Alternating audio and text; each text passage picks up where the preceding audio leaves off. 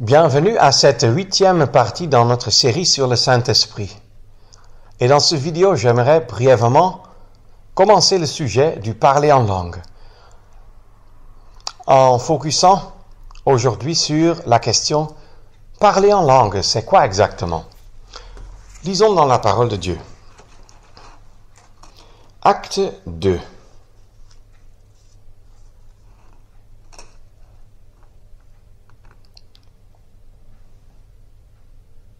Le verset 7. « Et ils étaient tous hors d'eux-mêmes et s'étonnaient, disant, voici tous ceux-ci, c'est-à-dire les disciples, qui parlent, ne sont-ils pas des Galiléens? Et comment les entendons-nous, chacun dans son propre langage, celui du pays dans lequel nous sommes nés? Parthes et Mèdes et Élamites, et nous qui habitons la Mésopotamie, la Judée et la Cappadoce, le Pont et l'Asie, la Phrygie et la Pamphylie, l'Égypte et les quartiers de la Libye, qui est près de Cyrène, et nous, Romains, qui séjournons ici, tant juifs que prosélytes, crétois et arabes, nous les entendons annoncer dans nos langues les choses magnifiques de Dieu. » Parler en langue, cela veut dire quoi? Eh bien, voici cette première mention dans le livre des Actes, qui nous donne une réponse. Parce que le verset 6, à la fin, dit « La multitude s'assembla et fut confondue de ce que chacun les entendait parler dans son propre langage. » Et plus tard, ils disent eux-mêmes « Nous les entendons annoncer dans nos langues les choses magnifiques de Dieu. » Pour répondre à la question « Parler en langue selon la Bible, c'était quoi exactement ?» C'est parler dans des langues existantes et réelles les choses magnifiques de Dieu. À qui? À cet entourage, comme on le verra encore, cet entourage des Juifs et des personnes judaïsées venant de plusieurs pays, plusieurs régions autour de la mer Méditerranée. L'Italie, la Grèce, la Turquie, l'Arabie, l'Égypte, jusqu'en même l'Irak, la Libye, ainsi de suite. De partout, des Juifs étaient venus à Jérusalem. Et quand les disciples, par l'opération du Saint-Esprit en eux, ont parlé en langue, ces personnes venues d'autour de la mer Méditerranée ont entendu des langues existantes, réelles, et le contenu du message dans ces langues était la gloire rendue à Dieu. Qu'est-ce que c'est donc que le parler en langue? Est-ce que c'est parler dans des langues imaginées, non existantes? Non. Est-ce que c'est parler du n'importe quoi? Non. Ça doit être une langue réelle, existante. Et le message doit être la gloire rendue à Dieu. Cela a été l'accomplissement provisoire d'une prophétie de l'Ancien Testament que nous trouvons en Ésaïe 28 et sur lequel je reviendrai Dieu voulant.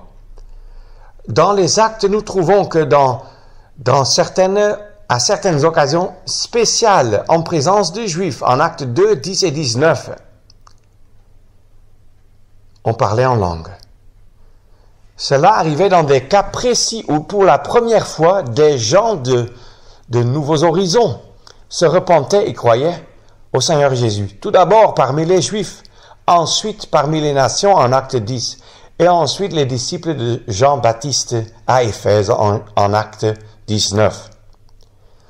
Tout d'abord, nous lisons en Acte 2 que les croyants juifs d'origine juive furent baptisés par un seul esprit pour être un seul corps, afin de former l'assemblée ou l'église de Dieu, selon 1 Corinthiens 12, verset 13.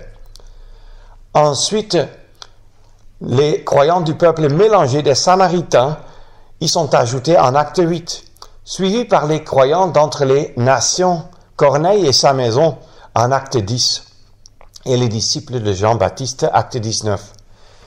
Le Saint-Esprit a pris soin, en sorte que les trois derniers groupes de croyants, c'est-à-dire d'origine samaritaine, païenne et d'origine des disciples de Jean-Baptiste, qu'ils ne forment pas leur propre congrégation ou église, indépendamment de la seule et unique assemblée de Dieu sur la terre, qui était essentiellement en ces jours-là à Jérusalem, qui y avait commencé. L'assemblée universelle de Dieu devait rester unie. C'était donc quelque chose d'exceptionnel et de collectif propre à ce temps-là, quand les croyants en acte 10 et en acte 19 ont parlé en langue. Je dis les croyants, je ne peux pas dire tous les croyants. On le verra encore. Il n'y a aucune preuve et aucune raison de croire que les croyants dans les actes parlaient toujours en langue pour attester leur conversion, ou le fait qu'ils aient reçu, ou pour prouver donc le fait qu'ils aient reçu le Saint-Esprit. Au contraire, lisons-nous quoi que ce soit sur le parler en langue, quand les 3000 âmes ont été ajoutées en acte 2, quant à Barnabas, Philippe, Étienne, l'eunuque éthiopien, Saul devenu Paul, en acte 9, a-t-il parlé en langue? Encore les assemblées des croyants à Samarie, aucune mention, à Antioche de Pisidie, Iconium, Lystre, Derbe, Athènes, Rome, Thessalonique, Philippe, Colosse, Pergame, Thyatire, Laodicée, Philadelphie. Rien du tout. Très clairement, non. Pas une seule fois en aucun de ces endroits. Le parler en langue est mentionné. C'est parce que, et je vais à l'encontre de ce que beaucoup aiment croire sur la base de leurs émotions et expériences, parce que le parler en langue avait toute une autre fonction de ce que certains veulent le faire croire de nos jours. Il n'y a aucun cas,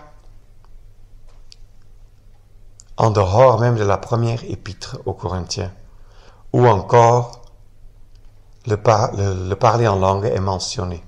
Et quelle est même la raison pour laquelle le parler en langue est mentionné dans la première épître aux Corinthiens? Nous allons voir ça dans une autre partie de notre série. Dans les autres cas, nous trouvons au moins une trentaine d'assemblées. On ne connaît même pas le nombre exact parce que les assemblées de la Galatie, qui était une zone très très vaste, on ne connaît pas leur nombre exact, le nombre exact d'assemblées locales dans cette zone. Mais dans toutes ces régions, et dans les autres épîtres donc, de l'apôtre Paul, de l'apôtre Jean, Jacques, Jude, Pierre, Jean, les épîtres de Jean et l'Apocalypse, nous trouvons 0,0 parler en langue. Cela devrait déjà être suffisant pour comprendre qu'il est faux de dire que quelqu'un qui a reçu le Saint-Esprit doit forcément et obligatoirement parler en langue, ou que nous devrions prier et attendre une sorte de deuxième conversion, une expérience surnaturelle au travers de laquelle on ne sait comment on en vienne soudainement à en parler en langue, même au temps du Nouveau Testament. On ne trouve pas le moindre indice pour une telle pratique. Et on le verra. J'espère que cela vous soulage à voir que le parler en langue, déjà dans le but spécifique mentionné en acte 2, était un parler en langue réelle et existante pour glorifier Dieu. Pas pour un autre but quelconque.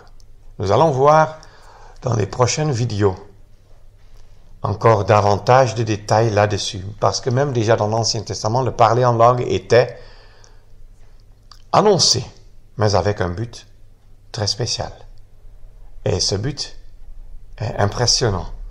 Et j'espère vous revoir dans les prochaines vidéos. Je vous souhaite une journée bénie.